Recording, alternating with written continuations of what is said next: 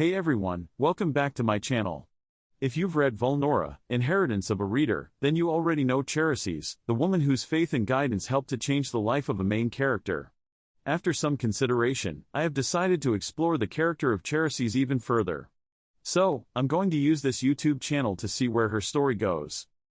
In this series, we'll follow Charisis as she uses her wisdom and experience to help others as a counselor. We'll delve into themes of faith, relationships, and the challenges we all face in life. I hope you join me as the story unfolds. Entry 1, The Boy Who Chases Smoke. Today, a young man with bloodshot eyes and purple bags around them sat across from me. He had a slight movement in his crossed leg, his eyes downcast while his fingers nervously traced the worn fabric of his trousers. The young man, Kaian, had fallen under the sway of Dominitum, a herb known to weave illusions of contentment, while it saps a person's will, leaving them inactive. At the same time, it tends to leave people malnourished. Kaian is skinny, but the color has yet to be drained from his body. Kaian, I began gently, tell me what it is that draws you to Dominitum. He lifted his head, a flicker of defiance in his eyes. It makes everything easier, he mumbled. The worries fade. I feel happy. And what about when the effects wear off? I asked softly. His gaze dropped again. Then the emptiness comes back. Worse than before. He paused, his voice barely a whisper. But the Dominitum promises to fill it again. It always does. My heart ached for him. He was trapped in a vicious cycle, seeking solace in a fleeting illusion, only to be met with deeper despair when the smoke cleared. Kaian, I said, leaning forward, imagine a wellspring of joy that never runs dry. A source of strength that meets you in your weakness, a love that never abandons you. He looked up at me, a glimmer of curiosity in his eyes. Is there such a thing? Yes, I affirmed. There is. But it's not found in the Dominitum. It's found in the Veiled One, in his love that surpasses all understanding. He frowned. But the Dominitum is, right here. It's tangible, it's easy. I nodded. It promises much, but delivers little. It preys on your longing for peace, but leaves you bound and empty. The Veiled One, he asks for surrender, for faith, I continued.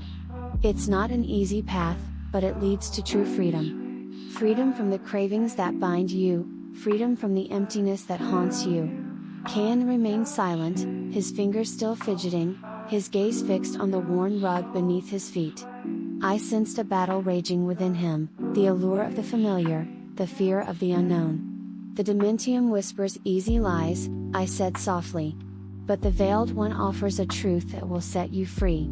He finally looked up, his eyes filled with a mix of hope and confliction. How do I find this truth?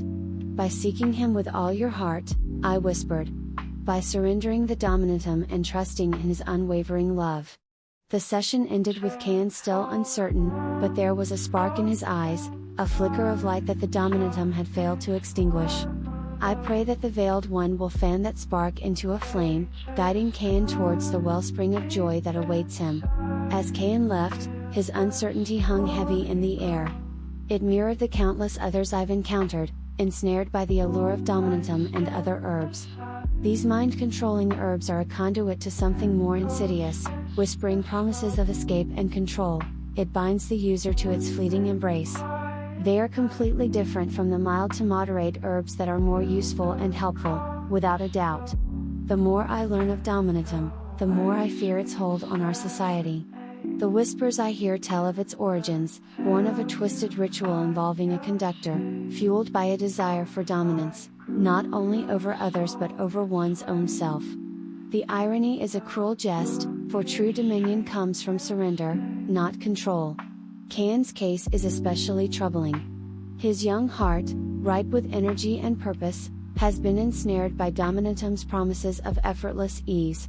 The herb offers a shortcut, a bypass of the messy, often painful process of growth and finding the Veiled One and all his wonders.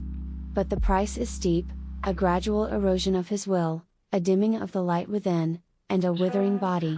He spoke of happiness, but it was the hollow echo of true joy. The Dominitum creates a mirage of contentment, a fleeting illusion that fades with each use, leaving a deeper void in its wake. And as the emptiness grows, the cravings intensify, driving the user back to the source of their fleeting solace. The path forward is an upward struggle with weights on his ankles. Should Kaian remain bound to the Dominitum, I fear he will become lost to it. His creativity will wither, his relationships will crumble, and the vibrant spark within him will be extinguished. Yet, there is hope. The flicker of curiosity in his eyes, the hesitant question about finding truth, these are embers that the Veiled One can ignite. My prayer for Kaian is that he will find the courage to surrender his dependence on the Dominitum, to embrace the true freedom found in the Veiled One's love.